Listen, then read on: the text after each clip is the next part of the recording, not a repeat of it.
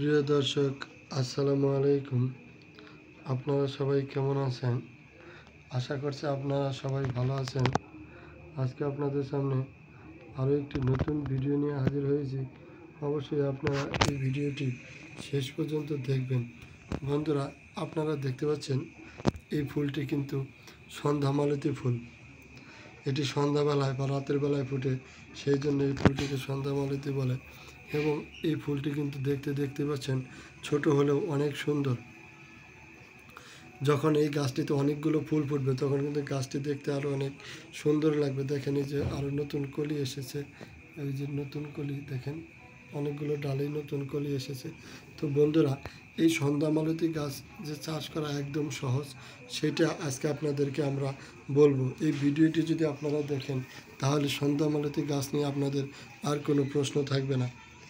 অনেকেই মনে করি সন্ধ্যামালতী গাছ চাষ করব কেমনে চারা তৈরি করব, কেমনে, অনেকেই কিন্তু গাছ পছন্দ করেন কিন্তু কেমনে এটা চাষ করবেন সেটা বোঝেন না। আজকে আমি আপনাদেরকে বলবো। প্রথমে আমরা যেভাবে এই গাছটি চাষ করতেছি তার নিয়ম হলো, প্রথমে আমরা একটি পুরাতন বালতি সংগ্রহ করেছি। চাইলে কিন্তু আপনারা ফুলের টব, পুরাতন বালতি বা যে কোনো কিছুর মধ্যে আমরা প্রথমে বালতির নিচের দিকে, একদম নিচের দিকে আমরা কিছু বালু দিয়ে তার উপরে 2 বা 3 ভাগের 2 ভাগের মধ্যে আমরা কিন্তু মাটি দিয়েছি এবং মাটির সাথে হালকা পচা শুকনা গোবর সার কিছু হালকা একটু মিশিয়ে দিয়েছি। এরপর আমি আজকে আপনাদেরকে সবচেয়ে যে গুরুত্বপূর্ণ একটি কথা বলবো, তা হলো আমরা অনেকেই মনে করি চারা কোথায় পাবো, কিন্তু আজকে আপনাদেরকে বলবো ডাল থেকে কিভাবে আপনারা সন্ধ্যামালতী গাছের চারা তৈরি করবেন।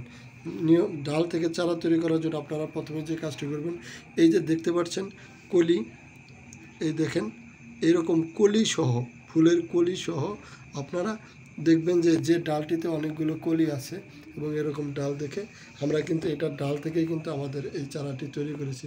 ডাল থেকে আপনারা চারা তৈরি করলে একটি সুবিধা, তাহলে কয়েকদিন পরেই আপনারা ফুল পাবেন। এবং দেখেন এই যে আমরা যে এটা কিন্তু আমরা ডাল এনে রোপণ করেছি।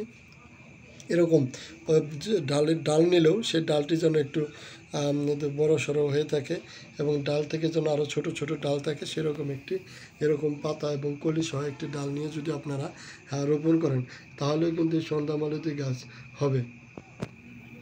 আমরা কিন্তু এইভাবেই এই চারাটি তৈরি করেছি।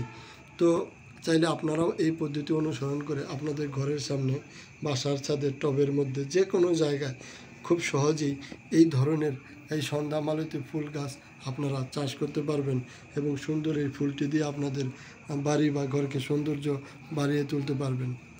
যাই হোক, আপনাদের কাছে যদি আজকের এই ভিডিওটি ভালো লেগে থাকে তাহলে অবশ্যই এই ভিডিওতে একটি লাইক দিয়ে চ্যানেলটি সাবস্ক্রাইব করে দিবেন এবং বেশি বেশি শেয়ার করে দিবেন। আবারও দেখা হবে নতুন কোনো ভিডিও নিয়ে। সেই পর্যন্ত ভালো থাকবেন, সুস্থ থাকবেন। সবাইকে ধন্যবাদ। আসসালামু আলাইকুম।